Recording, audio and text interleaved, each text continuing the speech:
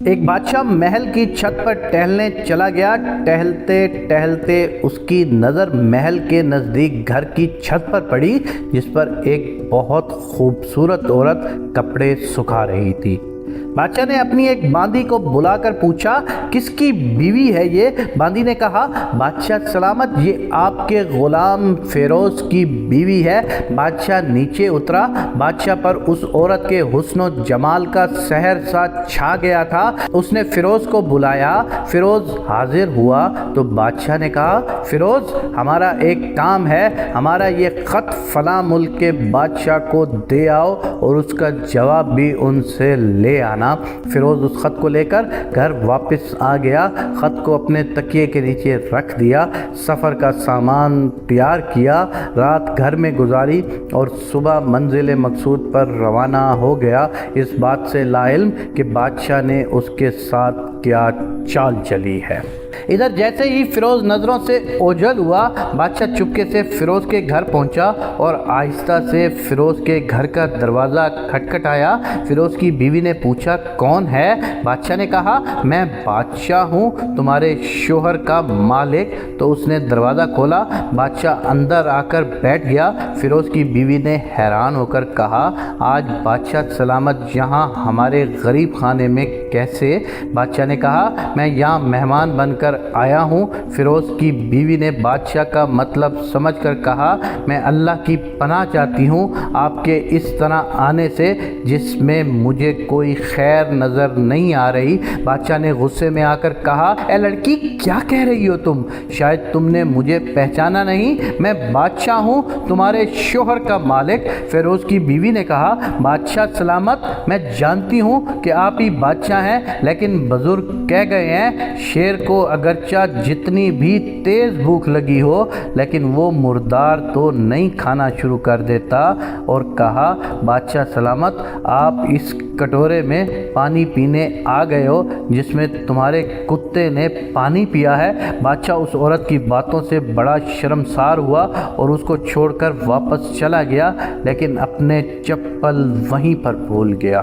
یہ سب تو بادشاہ کی طرف سے ہوا۔ اب فیروز کو آدھے راستے میں یاد آیا کہ جو خط بادشاہ نے اسے دیا تھا وہ تو گھر پر ہی چھوڑ آیا ہے۔ اس نے گھوڑے کو تیزی سے واپس موڑا اور اپنے گھر کی طرف لپکا۔ فیروز اپنے گھر پہنچا تو تکیے کے نیچے سے خط نکالتے وقت اس کی نظر پلنگ کے نیچے پڑے بادشاہ کے چپل پر پڑی، جو وہ جلدی میں بھول گیا تھا۔ فیروز کا سر چکرا کر رہ گیا اور سمجھ گیا کہ بادشاہ نے اس کو سفر پر صرف اس لیے بھیجا تاکہ وہ اپنا مطلب پورا کر سکے۔ فیروز کسی کو کچھ بتائے بغیر چپ چاپ گھر سے نکلا، خط لے کر وہ چل پڑا اور کام ختم کرنے کے بعد بادشاہ کے پاس واپس آیا تو بادشاہ نے انعام کے طور پر اسے 100 دینار دیے۔ فیروز دینار لے کر بازار گیا اور عورتوں کے استعمال کے قیمتی کپڑے اور کچھ تحائف بھی خریدے۔ گھر پہنچ کر بیوی کو سلام کیا اور کہا، چلو تمہارے میکے چلتے ہیں۔ بیوی نے پوچھا، یہ کیا ہے؟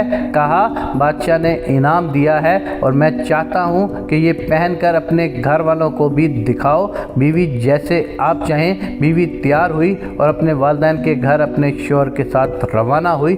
داماد اور بیٹی اور ان کے لائے ہوئے تحائف کو دیکھ کر وہ لوگ بہت خوش ہوئے۔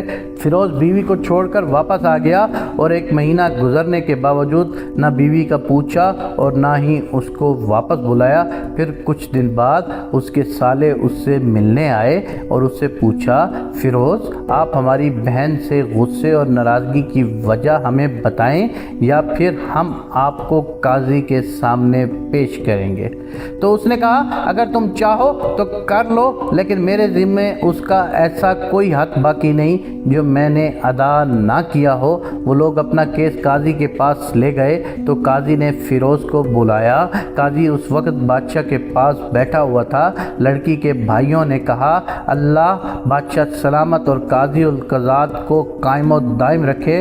قاضی صاحب، ہم نے ایک سرسبز باغ، درخت پھلوں سے بھرے ہوئے اور ساتھ میں میٹھے پانی کا کنواں اس شخص کے حوالے میں دیا تو اس شخص نے ہمارا باغ اجاڑ دیا، سارے پھل کھا لیے، درخت کاٹ لیے اور کنویں کو خراب کر کے بند کر دیا۔ قاضی فیروز کی طرف متوجہ ہو کر پوچھا، ہاں تو لڑکے تم کیا کہتے ہو اس بارے میں؟ فیروز نے کہا، قاضی صاحب جو باغ مجھے دیا گیا تھا وہ اس سے بہتر حالت میں انہیں واپس کیا ہے۔ قاضی نے پوچھا، کیا اس نے باغ تمہارے حوالے ویسی ہی حالت میں کیا ہے جیسے پہلے تھا؟ انہوں نے کہا، ہاں ویسی ہی حالت میں واپس کیا ہے، لیکن ہم اس سے باغ واپس کرنے کی وجہ پوچھنا چاہتے ہیں۔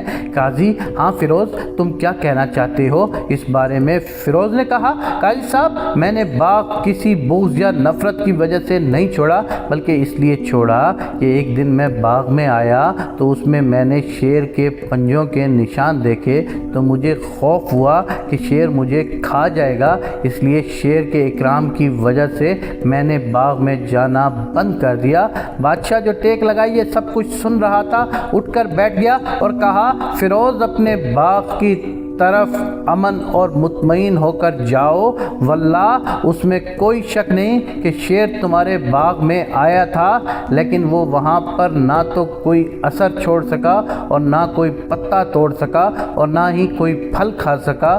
وہ وہاں پر تھوڑی دیر رہا اور مایوس ہو کر لوٹ گیا، اور خدا کی قسم میں نے کبھی تمہارے جیسے باغ کے گرد لگی مضبوط دیواریں نہیں دیکھی۔ تو فیروز اپنے گھر لوٹ آیا اور اپنی بیوی کو بھی واپس لے لیا۔